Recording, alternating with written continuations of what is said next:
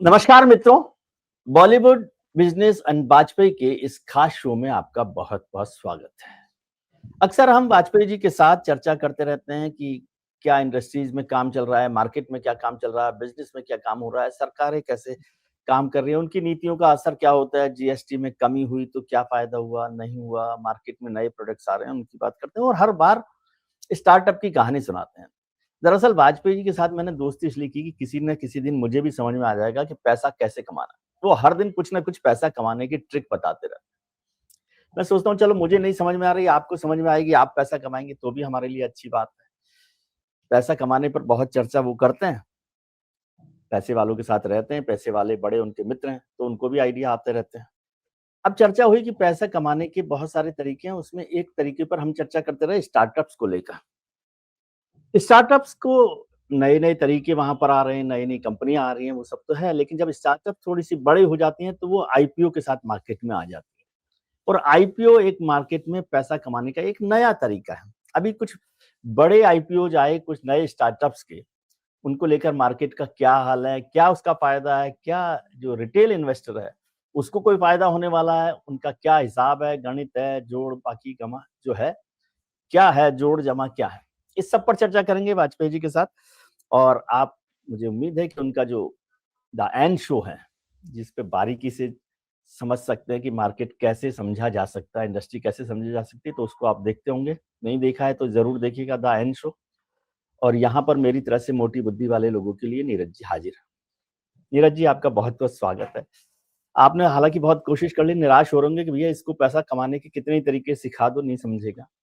लेकिन फिर भी मैं सोचता हूँ कि आप सिखाते रहें, समझाते रहें, कुछ हुँ। कुछ और लोगों का फ़ायदा हो जाएगा, हमारा नहीं भी होगा तो। किसी न किसी को तो होगा ही किसी होगा। न किसी का फ़ायदा तो होगा। हम उसमें भी खुश हुँ। हैं। यस, बिल्कुल।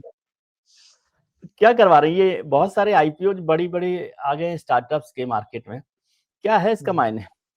जैसे लेंसकार्ट का अभी आया, ये ग्रो का आया, कुछ और भी कंपनीज़ के आए हैं, क्या मतलब है? भैया जी बहुत दिलचस्प कहानी है ये आईपीओ की और स्टार्टअप की, न्यू एज कंपनियों की, टेक कंपनीज़ की। तो पिछले दिनों जब लेंसकार्ट का आईपीओ आया तो उसको लेकर के पूरे अपने सोशल मीडिया जगत में, मीडिया जगत में बहुत डिबेट चल रही थी कि ये बहुत महँगा है, 200 टाइम्स के मल्टीपल पे आ रहा है, मतलब महँगा है। हम लोग मार्केट में उसको मल्टीपल बोलते हैं कि हुँ, बहुत हुँ। महँगा आईपीओ, मतलब ₹10 की चीज़ आप ₹200 में बेच रहे हैं।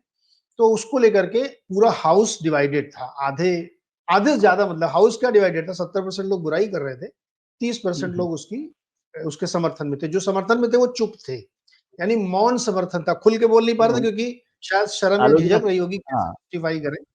लेकिन जो मुखर होकर के बुराई कर रहे थे, तो उसमें बुराई इतनी ज़्यादा हो गई थी कि कुछ म्यूचुअल फंड्स में से एक म्यूचुअल फंड जिसने उसमें अप्लाई किया था, उसको पब्लिकली सफाई देनी पड़ी कि मैंने ये क्यों इसमें अप्लाई किया जब किया। इतना महँगा है। तो वहीं से ये बात ट्रिगर होती है कि जो पूरी हमारी स्टार्टअप की दुनिया है, जो पैसे रेज़ करती है, ये यहाँ पे आके एग्ज़िट लेते हैं लोग, आईपीओ मार्केट में आते हैं, तो वो एक डिबेट छिड़ी है जिसको समझना बहुत ज़रूरी है। निजी तौर पे मैं, सरकार और इवन आप भी इस कल्चर के में हम बहुत बड़े समर्थक हैं कि स्टार्टअप कल्चर होना चाहिए और इसको बहुत समर्थन मिलना चाहिए क्योंकि इसी से कोई एक बड़ी चीज़ निकलेगी जो देश का भला करेगी और जिसको बच बार-बार हम लोग कहते हैं कि आप कुछ बड़ा करिए, तो वो लोग कर रहे हैं। लेकिन उस स्टोरी में एक प्रॉब्लम आ गई है, जो बहुत कॉमनली प्रॉब्लम दिखने लगी है, पहले नहीं दिखती थी लेकिन अब वो दिखने लगी, वो है ओवर वैल्यूएशन की।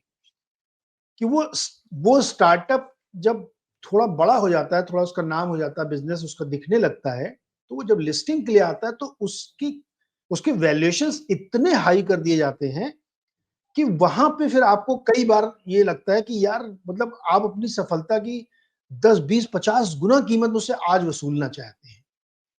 ये एक चिंता का विषय देश के लिए भी होना चाहिए कि स्टार्टअप कल्चर हमारा, जो हमारे स्टार्टअप के जो पूरे पुरोधा लोग हैं, जो कर रहे हैं, उसमें मुझे ऐसा लगता है कि ज़्यादातर लोगों का दिमाग अब सिर्फ वैल्यूएशन बढ़ाने पे लग गया है।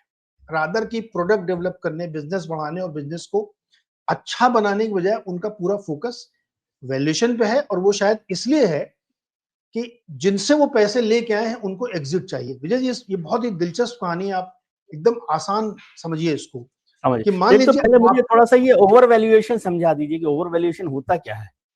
जी देखिए, मान लीजिए कोई आपने एक व्यापार खड़ा किया और उस व्यापार में आपके पास 4 दुकानें हैं, 20 एम्प्लॉइज हैं, आपको इतना रेवेन्यू मतलब इतनी आप कमाई करते हैं और इतना आपका प्रॉफिट है, मतलब 100 रुपए आपने कमाए, उसमें से 20 रुपए आपके प्रॉफिट हैं। अब इससे हमको एक मोटा अंदाजा लगा कि आपके धंधे की वैल्यू क्या है ना? आप एक बस मान लीजिए और एग्जांपल सिंपल लेते हैं कि आप एक कार खरीदने गए, उसने कहा ये कार साहब 10 लाख रुपए की है। तो आपको लगा कि हाँ 10 लाख रुपए इसकी वैल्यू फॉर मनी है, क्योंकि वैल्यू मतलब फ्यूचर डिस्काउंटिंग कि भविष्य में ये कितना अर्न करेगा, उससे आप उसकी वो वैल्यू है। निकालते हैं। लेकिन अगर मैं आपसे कहूँ नहीं ये कार तो साहब 2 करोड़ की है, तो आप कहोगे कि यार ये 10 साल में भी नहीं कमा पाएगी उतना पैसा, तो 2 करोड़ रुपए आज आप उससे क्यों ले रहे हैं? क्यों ले तो वही ओवर चीज वैल्यूएशन। ओवर वैल्यूएशन हो गया कि आपका बिजनेस आप साल में 100 करोड़ का रेवेन्यू करते हैं, तो हर साल अगर 10% 20% आप बढ़ाएंगे भी, तब भी आप 10,000 करोड़ का रेवेन्यू नहीं कर पाएंगे 5 साल 10 साल में, और आप मुझसे कीमत उस वैल्यूएशन की आज मांग रहे हैं। इसको कहते हैं ओवर वैल्यूएशन। तो ये जो पूरा गेम है, इसमें इसको थोड़ा इसकी क्रोनोलॉजी समझिए आप। जैसे आपके दिमाग में कोई आइडिया आया कि हमको साहब स्टार्टअप हम बनाएंगे, तो आपने कोई बिजनेस शुरू किया, मान लीजिए आपने जूते बनाने शुरू किए। अब आप शू मेकिंग की आपने एक छोटी सी कंपनी डाली, कोई नई विधि निकाली, उसमें टेक्नोलॉजी यूज किया और एक अच्छा प्रोडक्ट आपने बनाया और उसको आपने बेचना शुरू किया। लेकिन आपको चाहिए पैसे, धंधा करने के लिए पैसे कहाँ से हुँ, आएंगे? तो आपके इस आइडिया पे कुछ लोग होते हैं जो पैसे लगाते हैं। उनको जो एकदम शुरुआत में पैसा लगाता है उसको कहते हैं एंजल इन्वेस्टर। वो आपके लिए हुँ, एंजल बन के आता है और आपकी कंपनी में पैसे लगाता है कि भाई विजय जी बहुत अच्छा काम कर रहे हैं, ये लीजिए आप 100 रुपए, आप अपना धंधा करिए। अब एंजल इन्वेस्टर के थ्रू आपने बिजनेस बढ़ाया, लेकिन अब आपको और पैसे चाहिए, क्योंकि ग्रोथ के लिए पैसे चाहिए होते हैं कि आपको 10 दुकानें खोलनी है तो पैसे चाहिए, जब दुकान खुलेगी तब कमाई होगी। तो उसके बाद फिर फंड रेज की एक पूरी चेन चलती है, जिसमें सीरीज ए से लेकर सीरीज पता नहीं कहां वो जेड तक भी जा सकती है, वो पैसे लेते रहते हैं। तो एंजल से लेके काफी सीरीज हुई। तो इसमें क्या होता है, जो प्रोमोटर पहले 100% स्टेक रखता है, उसका वो अपना ही स्टेक बेचता है, पहले हाँ, एंजल को इससे दिया, कम फिर करता सीरीज, जाता है। हुँ, फिर सीरीज बी में दिया, सी में दिया, इस तरीके से वो स्टेक बेच बेच के पैसे ले रहा है। अब ये स्टेक खरीदता कौन है? ये प्राइवेट इक्विटी नाम का एक जंतु होता है मार्केट में, जो कि सबसे ज्यादा पैसे वाला था। ये खुद कुछ नहीं करता, ये खाली पैसे लगाता है। हर तरह के बिजनेस जो उसको लगेगा कि हाँ ये पोटेंशियली बहुत अच्छा बिजनेस है, तो वो उसमें पैसे लगा देता है, उसको बोलते हैं प्राइवेट इक्विटी। अब प्राइवेट इक्विटी, एंजल इन्वेस्टर और इस तरह तरह के लोगों ने उसमें पैसे लगाए। जब बिजनेस ठीक ठाक ग्रो हो गया, तो उनको एग्जिट चाहिए, जिसने पैसे लगाए हैं। हुँ, क्योंकि हुँ, प्राइवेट इक्विटी कौन है? प्राइवेट इक्विटी एक एक आप मान लीजिए एक कंपनी है, उस कंपनी में कई सारे इन्वेस्टर हैं हमारे आपके जैसे, हाँ, उन्होंने प्राइवेट इक्विटी में पैसा लगाया। अब प्राइवेट इक्विटी आपके में पैसा उनके पैसे लगाएगी, तो वो दूसरी जगह लगा रहा है। उनकी जगह लगा रहे हैं, लेकिन उसमें एक मैंडेट है कि साहब कहीं भी आप इन्वेस्ट करोगे 3 साल में आपको एग्जिट लेना है, 3 साल बाद आप निकल जाएंगे। तो जैसे ही उनका 3 साल 5 साल जो भी टर्म्स में उन्होंने पैसे दिए हैं, फिर वो प्रेशर बनाते हैं आईपीओ वाले के ऊपर, उस स्टार्टअप के ऊपर, कि अब मेरे को एग्जिट चाहिए, आप इस कंपनी को लिस्ट करिए। क्योंकि अब हर तरह के इन्वेस्टर से आपने पैसे ले लिए, अब आइए पब्लिक के पास चलते हैं, क्राउड सोर्सिंग जिसको कह लीजिए और देसी भाषा में। हुँ, तब आप आते हैं लिस्टिंग के लिए, तब आता है आईपीओ। अब आईपीओ का वैल्यूएशन, अब यहां पे वो गड़बड़ी शुरू होती है। यहां तक तो ठीक चल रहा है, क्योंकि प्राइवेट इक्विटी पैसा दे रहा है तो कुछ देख के दे रहा है, वो समझदार नहीं व्यक्ति वो है तो कि इतना समझदार है, वो तो समझदार है, वो तो ऐसे लगाएगा नहीं। उसने बिना उस फायदे के पैसे नहीं लगाएगा, लेकिन उसने एक रीजनेबल पैसे का फायदा लगाया। अब जब आईपीओ के स्टेज पे आप आए, तो आपने आईपीओ के लिए मर्चेंट बैंकर को नियुक्त किया। मर्चेंट बैंकर वो जो आपकी कंपनी को वैल्यू करेगा, फिर आपको हुँ, बताएगा कि इस कंपनी को इस भाव पर इतने वैल्यू पे लिस्ट होना चाहिए, कि आपने 100 रुपए जो बिजनेस शुरू किया था अब वो 10,000 रुपए का हो गया है, चलिए इसको लिस्ट करते हैं। 3 साल आगे 4 साल आगे की प्रोमिस हम दिखाते हैं कि बिजनेस इतना अच्छा है, जिसको कहते हैं ना कि बड़ा आगे मौके की चीज मिल रही ले लो, ग्रो तो करेगा, दस हाँ। हजार की आपकी वैल्यूएशन 40,000 कर देते हैं। यहाँ पे होता है मर्चेंट बैंकर का खेल। तो मर्चेंट बैंकर, अब ये आप कह सकते हैं कि भाई मैं वैल्यू कुछ भी लगा सकता हूँ, इसका कोई फार्मूला नहीं है, कोई नियम नहीं, ना कोई सेबी तय करेगा कि वैल्यू क्या होगी, ना कोई सरकार तय करेगी मेरे बिजनेस की वैल्यू क्या है, ये मैं तय करूंगा। मैं मतलब मर्चेंट बैंकर हमने मर्चेंट बैंकर को अपॉइंट किया, उसने वैल्यू लगाई। जैसे अपनी आपको सेकंड हैंड कार बेचनी है तो आप बुलाते हो उसको, कार वाले को, वो आके देख के बता देता है ये तो 3,000 की जाएगी। उसमें कोई सरकार, कोई आरटीओ या कोई विधायक जी तय नहीं करेंगे कि ये कार कितने की बिकेगी, वो वैल्यूएशन। तो अब यहाँ पे क्या होता है ना, डिस्क्रिशनरी फैसला हो गया। यहीं पे प्रॉब्लम है कि आप अपने बिजनेस को, आप भी जानते हैं कि इतनी वैल्यू नहीं होनी चाहिए, या इससे मैं बहुत ज्यादा वैल्यू मांग रहा हूं बिना प्रूफ के। कि लड़का अभी हाई स्कूल में एडमिशन लिया और आप कह रहे हो कि तो आईएएस ही बनेगा इसलिए इसकी वैल्यू ये है, ये गारंटी कैसे ले सकते हैं आप? तो ये पूरी चीज वहां पे हो रही है। तो लेंसकार्ट में यही हुआ कि आपका धंधा अभी प्रॉफिटेबल नहीं है। आपने जो प्रॉफिट दिखाया है वो अदर इनकम का प्रॉफिट है, यानी आपने जो इन्वेस्टमेंट किया था, एफडी किया था या कुछ और किया था, वो प्रॉफिट है, कारोबार का प्रॉफिट नहीं है, अभी भी लॉस मेकिंग है। लेकिन आप कह रहे हो कि नहीं नहीं हमारा तो बिजनेस इतना अच्छा, उसकी वैल्यू उन्होंने, मतलब 6,000 करोड़ का आईपीओ आया था और कंपनी की वैल्यू 70,000 करोड़ रुपए हो गई थी। 70,000 करोड़ की चश्मा बेचने वाली कंपनी का वैल्यूएशन, कंपनी कैसे हो सकता है वैल्यूएशन? हाँ, कुछ तो दिमाग लगाए। 9% पे तो धंधा ग्रो कर रहा है, पूरी देश की चश्मा इंडस्ट्री 9% पे ग्रो कर रही है, और आप मुझसे ये वैल्यूएशन ले रहे हो। इससे पहले पिछले साल कोविड के बाद वाले में आप देखिए पेटीएम आया था, एग्जॉर्बिटेंट वैल्यू, मतलब वो तो सिनोनिमस है कि ऑनलाइन पेमेंट का मतलब लोग पेटीएम ही बोल देते हैं, वो भी गया। तो विजय शेखर शर्मा जी, मैं उनका प्रशंसक हूँ पर्सनल लेवल पे, कि उन्होंने एक ऐसी चीज खड़ी की जो देश के लिए प्राइड है, लेकिन उस प्राइड की कितनी कीमत आप मुझसे वसूल रहे, ये भी सोचिए ना आप। और उसके बाद भी उनके सीएफओ ने, एक सीएफओ या उनके एक डायरेक्टर ने शर्मा जी के बयान दिया था कि हमने तो डिस्काउंट में दिया, इसकी तो और ज्यादा वैल्यू होनी चाहिए, और ज्यादा ये ना होनी जले चाहिए। तो जिस भाव पे आईपीओ आया था वो आज तक नहीं आया। तो ये पूरे स्टार्टअप और आईपीओ कल्चर की कहानी है। अब इसमें प्रॉब्लम ये आ रही विजय जी कि सारे स्टार्टअप के जो प्रमोटर लड़के हैं वो बहुत मेहनत करते हैं, इसमें कोई दो राय नहीं है। मैं खुद सेलिब्रेट करता हूं, मतलब आप जो सोचिए जोमेटो के लिस्टिंग के दिन मैंने 1 घंटे का शो किया था इस सक्सेस को सेलिब्रेट करने के लिए। लेकिन वहां तक का एक पार्ट है। दूसरा पार्ट ये है कि अब ज्यादातर स्टार्टअप के लोग जो हैं वो सिर्फ एक बात पे फोकस करते हैं, कैसे अपने धंधे का वैल्यूएशन बढ़ाएं, लिस्टिंग कराएं और मोटा पैसा अपनी जेब में आ जाए, उसके बाद देखा जाएगा, फिर देखेंगे बाद में जो होगा। ये एक प्रॉब्लमेटिक इशू है। इसलिए हमें लगता है कि स्टार्टअप कल्चर के लोगों को, स्टार्टअप के लोगों को थोड़ा इस पे अपने होल्ड योर हॉर्सेस करना चाहिए, वरना ये स्टोरी फिजल आउट हो सकती है। और एक बार फिजल आउट होगी तो आप उठ नहीं पाओगे दोबारा, क्योंकि आपके धंधे दूसरे लोग आज भी भी नहीं उठ लॉस। पाएंगे। एग्जैक्टली। नहीं, लेकिन एक चीज तो मुझे समझाइए सर, लगता है आपने ये कार का उदाहरण दिया मुझे कि कार बेचने गए और सेलर ने जो भी बीच में बेच रहा है वो तो एक छोटा धंधा है या इंडिविजुअल लेवल। क्या ये तो बहुत बड़ा इन्वेस्टर जो रिटेल इन्वेस्टर इसमें लगा रहा है पैसा, और वो इसी क्योंकि उसका भी बहुत मेहनत का पैसा है, जितने आपके मित्र स्टार्टर वाले का पैसा है उतना ही पैसा उसका भी है मेहनत का। बिल्कुल। तो क्या कोई रेगुलेटर नहीं होता? जो मर्चेंट बैंकर कर रहा है वो तो रेगुलेटर नहीं ना, वो तो एक और बिजनेस पार्टनर है मेरे हिसाब से, मेरी समझ से। आप उसको ठीक कर सकते हैं, करेक्ट कर सकते हैं। मर्चेंट बैंकर भी अपना बिजनेस देख रहा है, बिल्कुल। ठीक है। तो क्या कोई गवर्नमेंट लेवल पर या सेबी के लेवल पर या जो भी इंस्टीट्यूशंस हो वो कोई रेगुलेट नहीं करते कि भाई किसी शेयर की, किसी आईपीओ की क्या प्राइस या वैल्यूएशन होनी चाहिए कंपनी की? विजय जी, प्राइसिंग का काम रेगुलेटर नहीं करता, सेबी या कोई भी गवर्नमेंट बॉडी कितनी कीमत होगी आईपीओ की प्राइस की, ये वो नहीं तय करते हैं।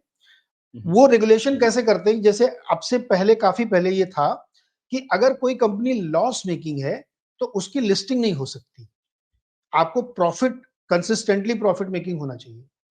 लेकिन बाद में ये स्टार्टअप के ही दुनिया से ये मांग की गई सरकार से कि अगर ये प्रोसेस रहेगा तो शायद स्टार्टअप कभी लिस्टिंग नहीं हो पाएगी, क्योंकि यूएस वगैरह में होते थे।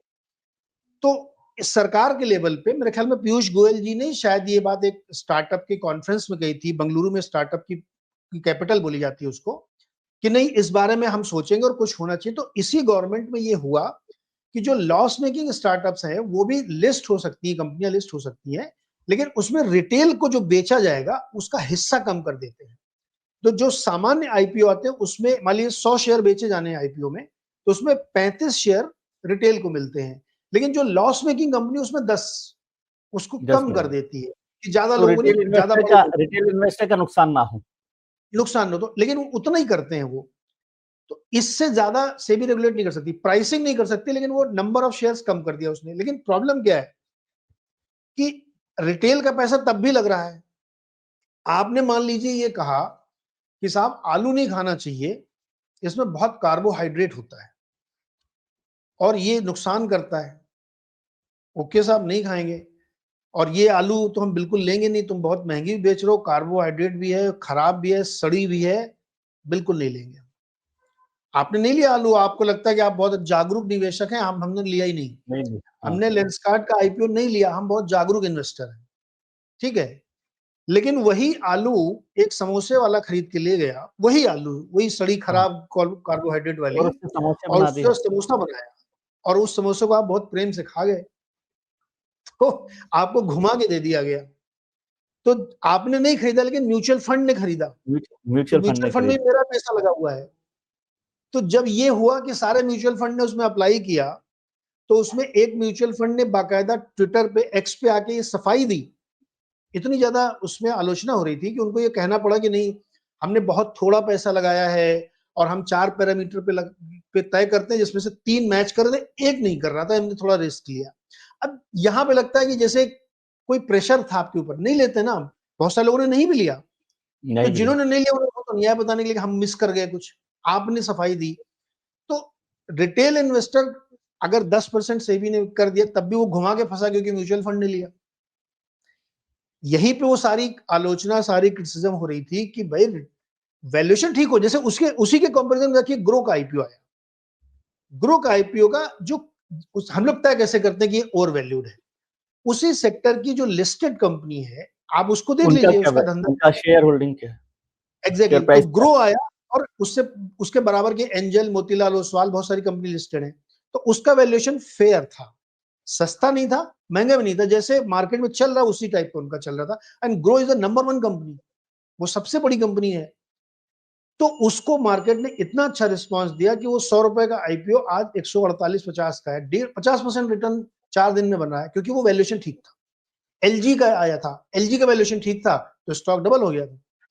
तो कहने का मतलब ये है कि अगर आप रिटेल इन्वेस्टर के लिए सही प्राइस पे कोई चीज लेके आते हैं, तो उसको हाथों हाथ लिया जाएगा, और महंगे में लेके आएंगे तो वो गिरेगा। अब अगर आप सस्ता लेके आते, तब भी आपका भाव वहीं पहुंच जाता जहां आपने पहले वसूली कर ली, और अब नीचे है। पेटीएम वाले विजय शेखर जी सोचते होंगे कि 2150 रुपए भाव कब आएगा पेटीएम का। या ओला का लीजिए आप, ओला तो एक मैन्युफैक्चरिंग कंपनी है, स्कूटर बनाती है इलेक्ट्रिक के। वो जिस प्राइस पे आईपीओ लेके आए थे 72 रुपए में, वो भाव नहीं आया दोबारा, वो नीचे गिर गया है। अब वो दोबारा फंड रेज कर रहे हैं 50-52 रुपए के भाव पे। तो स्विग्गी का यही हाल हुआ है। तो पूरी स्टोरी में ना कहीं कहीं पे ये काफी गड़बड़ दिखता है, और इसका सिर्फ एक रीजन मुझे लगता है, ग्रीड, लालच। कोई भी प्रमोटर जो स्टार्टअप का है, वो लालच से बच नहीं पा रहा है, और बचना चाहिए। लेकिन बहुत सारे अच्छे लोग भी हैं। मैं ललित केशरी की तारीफ करूंगा कि ग्रो को एक सही प्राइस पे लेके आया, तो उसको रिस्पॉन्स मिला। लेकिन बहुत सारे लोग हैं जो लालच कर रहे हैं। अब इसको आप देखिए, जस्टिफाई कैसे भी करो यार, वो सब हवा की बातें हैं कि मैं बहुत वैल्यू है, टेक्नोलॉजी, ये सब बाजार में नहीं किया ना, प्राइस डिस्कवरी बाजार में हो गई। वही व्यक्ति शार्क टैंक में बैठ के वैल्यूएशन की बात करता था, सामने जो वैल्यूएशन की बात करते कंटेस्टेंट हैं, आते थे, वैल्यूएशन की और बात जब करते उससे पूछा गया कि साहब आपका वैल्यूएशन क्या है, तो कहता ये तो वो काम तो मार्केट तय करेगा, और मर्चेंट मार्केट बैंकर तय तय करेगा, करेगा। मर्चेंट बैंकिंग तय तो करेगा। इससे लगता है कि मतलब यार इतना तो, क्या बिहार में कहते थिथराई नहीं करनी चाहिए इतनी ज्यादा। मतलब थोड़ा इसमें तो। 2 चीज़ें इसमें 2 चीज़ें समझाइए मुझे। एक तो ये कि हाँ, जो चितरई कर रहा है या जो भी ओवर वैल्यूएशन किया, तो इसमें जिस कंपनी ने या स्टार्टअप ने अपना ओवर वैल्यूएशन किया, उसको क्या फ़ायदा हो रहा है अगर उसका मार्केट में पैसा उठा ही नहीं, मान लो आईपीओ? क्योंकि जागरूक है देखिए। वो तो ठीक है, लेकिन जागरूक नहीं हम्म, है, वो इतना महँगा बहुत सारे लोग नहीं लेते कि भई चलो ₹100 हम्म, की चीज़ को ₹150 में ले लिया, 10-5 रुपए का नुकसान फ़ायदा तो हुआ, लेकिन ₹100 की चीज़ ₹2000 में ले रहे होंगे, हम्म, प्राइसिंग आपने की है, तो उसको रिस्क भी तो इन्वॉल्व हो जाती है ना कि आपके ₹2000 डूब रहे हैं। हम्म, दूसरा जो आपने म्यूचुअल फंड की बात कही, ये जो हमारे हम्म, यहाँ दिल्ली में भी चर्चा होती है कि वो एलआईसी का, किसी और का, कहीं पर पैसा कहीं लगा देते हैं। तो क्या ये हम्म, जो म्यूचुअल फंड्स हैं या जो भी इस तरह की कंपनीज़ हैं, मुझे नहीं पता क्या-क्या आप कहते हैं उनको, हम्म। वो किसी प्रेशर के तहत ये सारा मार्केट करती हैं? नहीं विजय जी, इसमें मतलब देखिए, रेगुलेटरी बॉडी गवर्नमेंट का कोई लेना देना नहीं है, उनसे कोई मतलब नहीं कि आप किस प्राइसिंग पे कौन म्यूचुअल फंड क्या खरीद रहा है, nothing to do with that. SEBI regulator है, उसको कोई लेना देना नहीं है। एमफी रेगुलेटर म्यूचुअल फंड का, उसको भी कोई लेना देना नहीं है, और ना सरकार को मतलब है। इसमें सारा रोल प्रमोटर और मर्चेंट बैंकर का है। मर्चेंट बैंकर आपकी कंपनी की वैल्यूएशन तय कर रहा है, और प्रमोटर कह रहा है कि मेरे को पता ही नहीं, जो मर्चेंट बैंकर ने बता दिया। ये तो मतलब एकदम बचकानी बात हो गई कि मेरे धंधे की वैल्यू हो रही है और मैं तो एकदम निर्गुण आदमी हूं। ऐसा नहीं होता है, आपकी मर्जी से ही होता है। आप कहते हो कि मेरे को मिनिमम इतना चाहिए, उसके ऊपर आप जितना करोगे और फीस आपको देंगे। मर्चेंट बैंकर का बिजनेस है, उसको फीस मिलती है, तो वो जितना अच्छा करके देगा उसको उतनी अच्छी फीस मिलेगी। एकदम 2:4 का फॉर्मूला उसका है कि अगर हम ज्यादा अच्छा करके देंगे तो हमारी फीस तो ठीक कमीशन है। ज्यादा हाँ। बनेगा। बिजनेस है। अब खरीद कौन रहा है इतने ओवर वैल्यूएशन पे? क्वेश्चन आपका ये कि वो म्यूचुअल फंड ने इसमें पैसा ये क्यों लगाया? ठीक हाँ। है, वो इसलिए लगाया सर कि मान लीजिए जैसे सारे म्यूचुअल फंड को आप देखिए तो एवरेज साइज किसी का 10,000 करोड़, किसी का 20,000 करोड़, एयू मतलब जितना उनके पास एसेट है जिसको मैनेज कर रहे हैं वो, तो हजारों करोड़ का आपके पास है, और इसमें आपको लगाना कितना था? 70-80 करोड़। तो क्यों कर रहे हैं ऐसा? वो ऐसा इसलिए करते हैं कि यहाँ पे जो ये मेरा एनालिसिस है, मेरे पास कोई सूचना नहीं इसलिए मैं पहले डिस्क्लोजर दे रहा हूं। मेरा एनालिसिस है कि यहाँ पे मर्चेंट बैंकर का दबाव, कि आप देखिए मैं 10 आईपीओ हर साल लेके आ रहा हूं, ये वाला आईपीओ अगर आप सेल थ्रू नहीं कराओगे तो हम अगले में आपको देंगे नहीं। तो आप मजबूरी में, भैया दादाजी ने कहा है तो चलो इसको पार करा देते हैं, तो आपने पार कराया।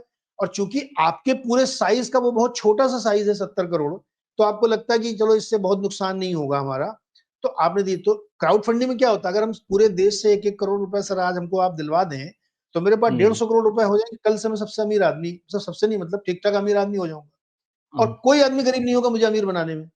आप खाली एक अपील करिए अभी कि नीरज जी को 1-1 रुपए सब लोग दीजिए, तो मेरे जी। पास 100-150 करोड़ आ जाएंगे तुरंत शाम तक, तो मैं अच्छा खासा अमीर हो गया और गरीब कोई नहीं हुआ। तो वैसे ही सारे म्यूचुअल फंड मिलकर अगर 50 करोड़, 100 करोड़, 60 करोड़ डाल देंगे, और जो 20-20, तो कोई 25-25, 50-50 हजार करोड़ बिजनेस करें, तो किसी की सेहत में कोई फर्क नहीं पड़ा, और भाई साहब का आईपीओ निकल गया, मर्चेंट बैंकर भी खुश है, उसका अच्छा कमीशन बना, और अगली बार वो आपको अच्छे आईपीओ भी दिलवाएगा। ये पूरी एक मैकेनिज्म है जो मेरे हिसाब से काम कर रही थी, वरना म्यूचुअल फंड वाले भी नहीं लेते। जिस फंड के हाउस के लोग खुलेआम कहते हैं कि मार्केट बहुत ओवर वैल्यूड है, वही खरीद रहे हैं उसको। अब वो इस बात का जवाब ही नहीं दे पा रहे हैं। एक एक को थोड़ा सा लगा कि आंख में पानी है, तो उसने ट्विटर पे लिख दिया, डीएसपी म्यूचुअल फंड ने, कि बॉस इस वजह से हमने लिया। तो होल स्टोरी इज दिस। इसमें सरकार और रेगुलेटर कोई रोल नहीं था, इसमें सिर्फ merchant banker, mutual fund, HNI, इन्हीं का रोल था जिन्होंने उसको सेल थ्रू कराया। उनको लगता है कि स्टोरी बहुत अच्छी है। अभी स्टॉक गिरा नहीं है, तो अब वो आप कह सकते हैं कि ये बड़ी बड़ी जो बातें की जा रही हैं कि बहुत महंगा था, बहुत, स्टॉक कहाँ गिरा है? जिस प्राइस पे आया था उससे 5 रुपए ऊपर ही है। तो अब ये वक्त बताएगा कि पेटीएम का क्या हाल हुआ था, ओला का क्या हाल हुआ है, या जितने आईपीओ लिस्ट होते हैं ऑन एन एवरेज एक साल के अंदर 80% आईपीओ अपने आईपीओ प्राइस से नीचे होते हैं। कोई भी 80%। आदमी जाकर, हाँ कोई भी आके डेटा निकाल के देख सकता है। उसका कारण ये है विजय जी कि प्री आईपीओ जो स्टॉक लेता है ना, तो उसको 90 दिन, 180 दिन, 365 दिन में अभी लॉक इन पीरियड है तो वो निकल नहीं पा रहा है। जिस दिन वो लॉक इन खत्म होता है वो पहला काम करता बेचता है, तो वो नीचे आ जाता है। तो आईपीओ की कहानी ये है पूरी, और इसमें स्टार्टअप बेचारा जो है, मुझे लगता है कि वो जाने अनजाने जो भी कर रहे हो, लेकिन वो इससे अगर नहीं बचेंगे ना, और फ्री मनी बंद हो रही है दुनिया में। अब जापान में भी ब्याज दरें बढ़ रही हैं, जो पहले एकदम फ्री का पैसा आता था, यूएस में 0% इंटरेस्ट रेट था, तो लाओ लगाओ, अब उसकी एक कीमत है। तो ये फ्री मनी धीरे धीरे बंद हो जाएगी, तो आपको रियल बिजनेस करके दिखाना पड़ेगा। तो स्टार्टअप के लिए ये अलार्मिंग टाइम है कि आप प्लीज अपने वैल्यूएशन, अपने धंधे को पब्लिक में आके जस्टिफाई करिए। ये मर्चेंट बैंकर के पीछे छिप के मत बताइए कि उन्होंने तय कर दिया साहब मैं क्या करूं इसमें। ये दिखाता है कि आपके अंदर एक ग्रीड आ गई है, और आपका फोकस काम से ज्यादा वैल्यूएशन पे है। सर ये एक है चीज और इसका। समझाइए। मेरी चिंता जी। तो आपके जैसे बड़े जो लोग हैं, आपके मित्र लोग, उनकी नहीं है, मेरी आम आदमी की चिंता है कि आपने कहा कोई रेगुलेटर नहीं है जो आईपीओ के रेट को, वैल्यूएशन को और ये सब को, म्यूचुअल फंड को लेकर भी कोई वो नहीं है।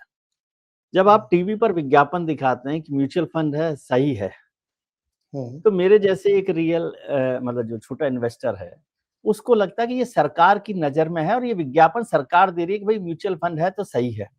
धोनी साहब कह रहे हैं, सचिन तेंदुलकर साहब कह रहे हैं, कुछ कुछ और कर रहे हैं, तो एक भरोसा पैदा हो रहा है। एड का भी तो एक वो है ना, रियल कोई टेस्ट होना चाहिए, तो वो कहता है सही है। तो विजय त्रिवेदी नीरज जी से तो रोज सलाह नहीं लेंगे कि भाई क्या करना है, तो उन्होंने अपने 10,000 रुपए 5,000 रुपए जो भी थे वो लगा दिए उसमें। और फिर नीरज जी ने तो अगले साल अगले हफ्ते बताया कि ये क्या कर दिया, ये तो गड़बड़ था। तो इसको मैं समझना चाहता हूँ कि ये खेल क्या है। मेरी चिंता हमेशा जो इन्वेस्टर है, रिटेलर है, देखिए रिटेल इन्वेस्टर है, उसकी। देखिए जो म्यूचुअल म्यूचुअल फंड फंड बड़े सही है। वाले हैं वो 10,000 करोड़ रुपए का बिजनेस करते हैं, तो वो तो लगा दिया 100 करोड़ रुपए, कहीं गया कम आया ज्यादा है वो तो नहीं है, लेकिन हमारे पास तो थे ही 100 रुपए सर।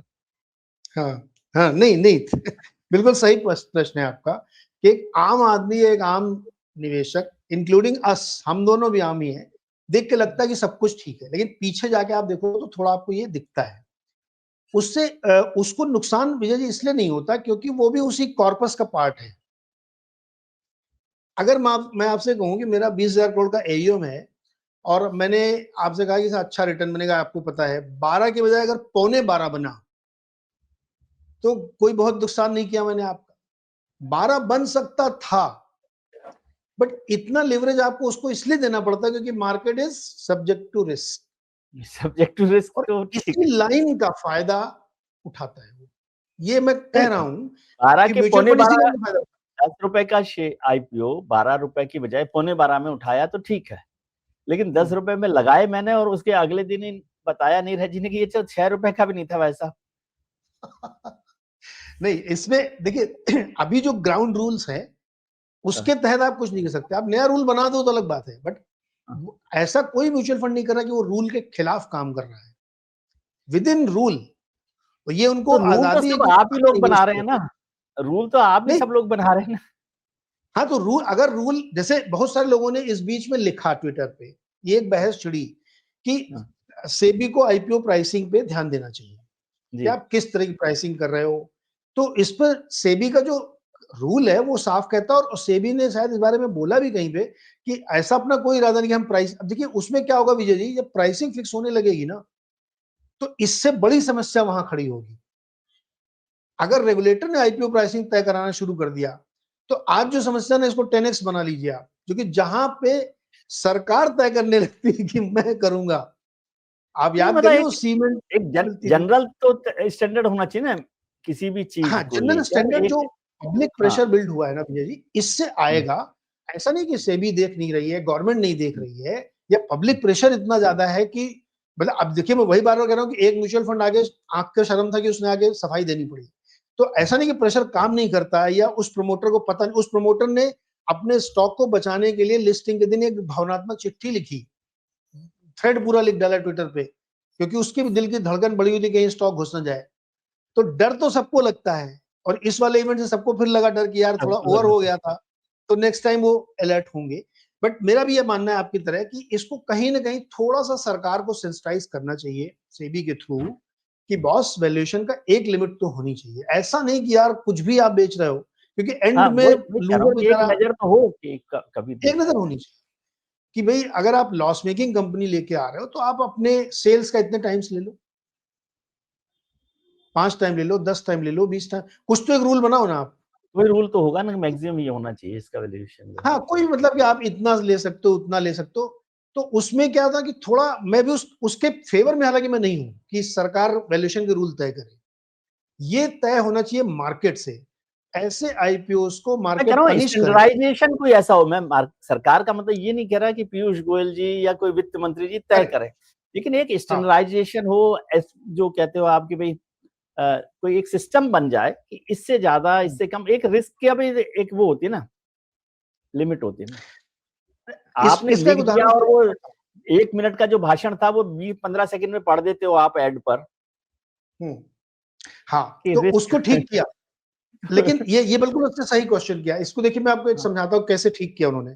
एक तो मतलब वो 10 सेकंड वाला वो 3 सेकंड में सुना दिया, वो इतने छोटे अक्षरों में। मतलब इवन इस लेंसकार्ट की लिस्टिंग के समय बड़े बड़े बिलबोर्ड पे उसका वो छपा हुआ था, आरएचपी, कि उसको आप 5 पावर का चश्मा लगाओगे तब भी नहीं पढ़ पाओगे, जबकि वो 100 फुट का बिल बोर्ड लगा हुआ था। ठीक है, ये भी गलत है।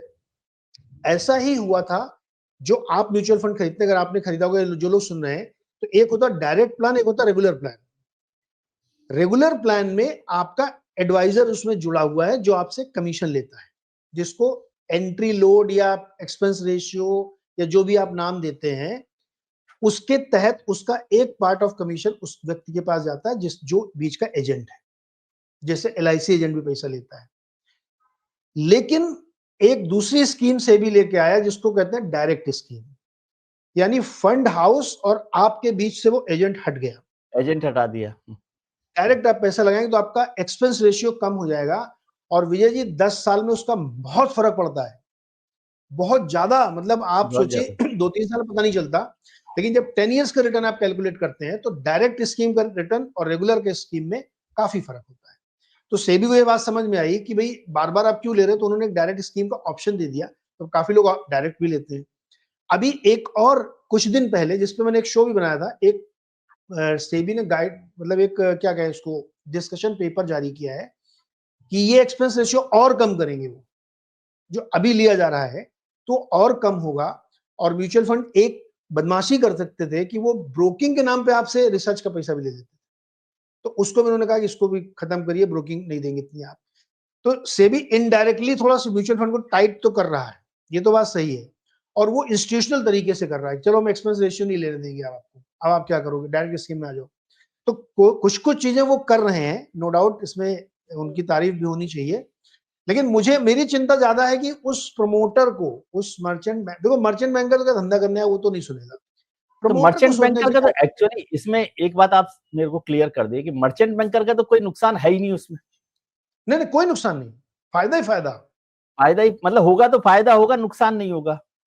हाँ, होगा तो फायदा ही नहीं, फायदा होगा ही होगा। मतलब होगा वो तो ही फीस होगा। लेगा ही लेगा, उसको तो वो नुकसान तो का कुछ फीस लेना लेगा ही ही नहीं है। लेगा। हाँ, तो ये वैसे है जब वो प्रमोटर्स प्रॉपर्टी को, डीलर्स करते हैं, प्रॉपर्टी डीलर्स एग्जैक्टली, आपको वैल्यूएशन में करते हैं, तो उनका तो पैसा मिलना ही है, तो कम मिलना है, ज्यादा मिलना है, इससे ज्यादा। हाँ, बेचो खरीदो उनको मिलना है, कम ज्यादा अलग इशू है। तो मर्चेंट बैंक का तो कोई हाँ, नुकसान ही नहीं, उसको फायदा ही फायदा है।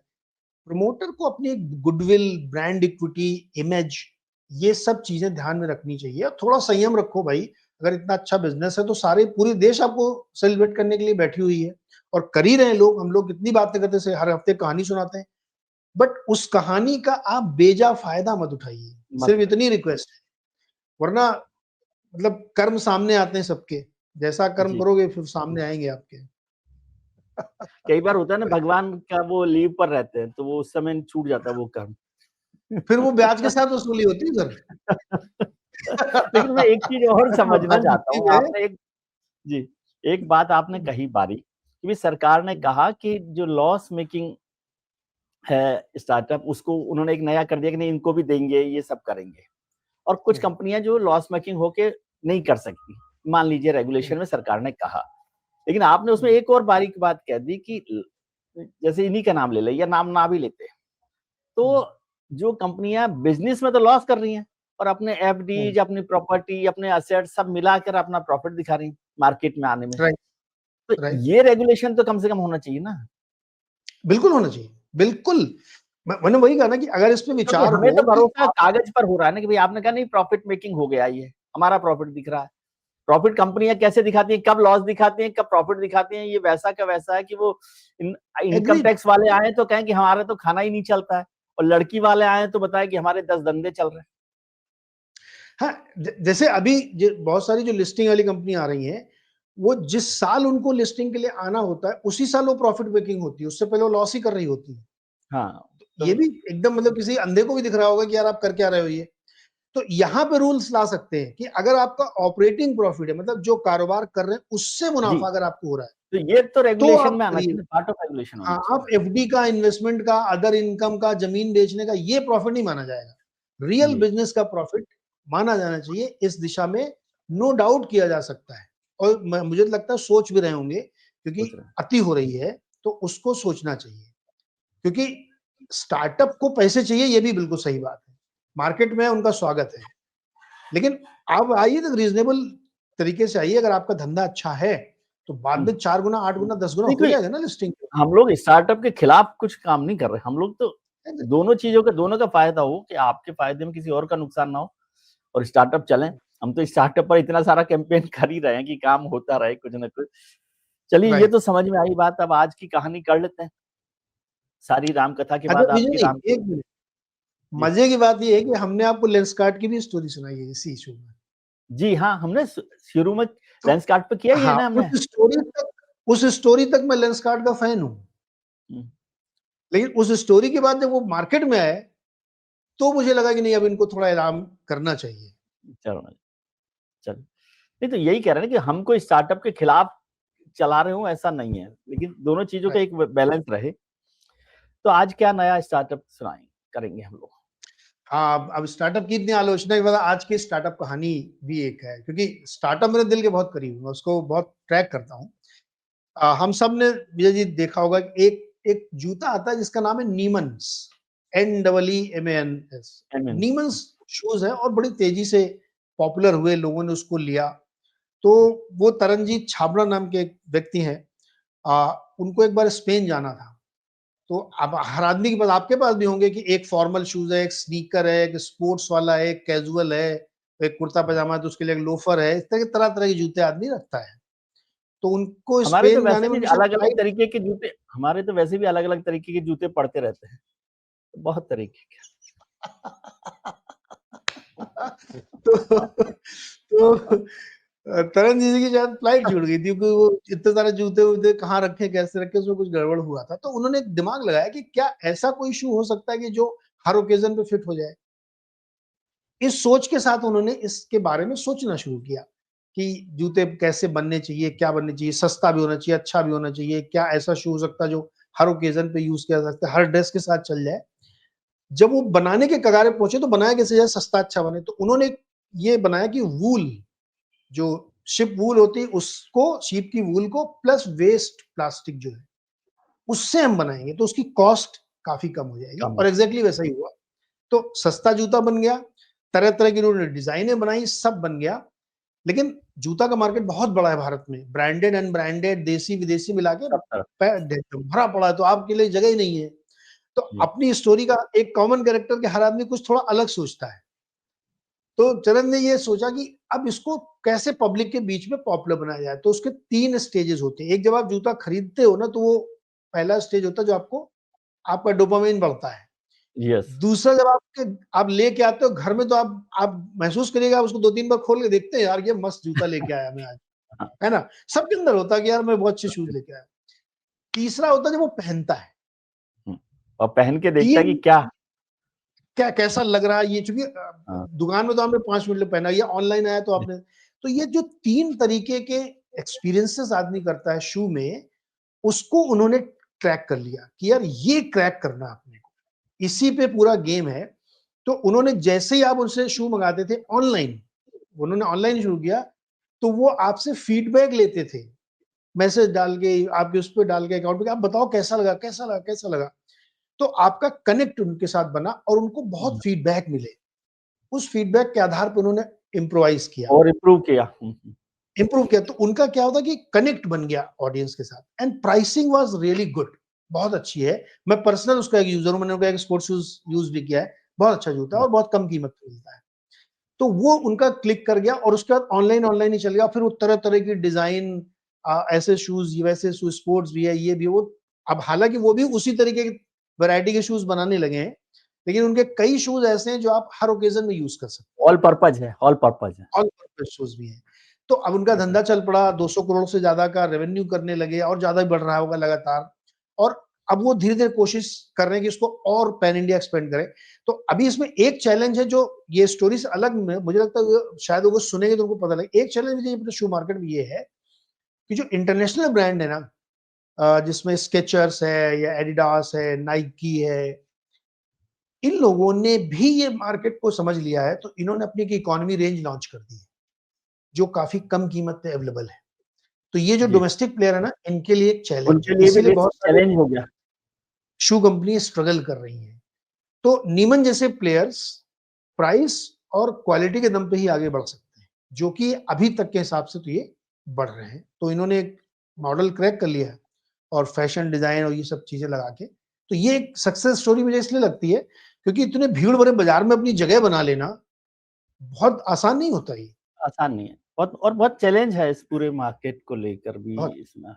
और अब जिस तरह से लोगों की चॉइसेस बढ़ी हैं, मतलब ये तो एक दूसरा काम है कि वो ऑल पर्पज बना रहे हैं, लेकिन 2 तरह के लोग मैंने देखे। एक मैंने बताया कि भई हम पर तो बहुत जूते पड़े हैं, तो हमें पता है अलग-अलग तरीके के जूते कौन-से होते हैं। और एक हमारे परिचित हैं, वो हाँ। उन लोगों में से हैं जो जूते खरीदते हैं, उसके बाद ड्रेस मैचिंग की खरीदते हैं।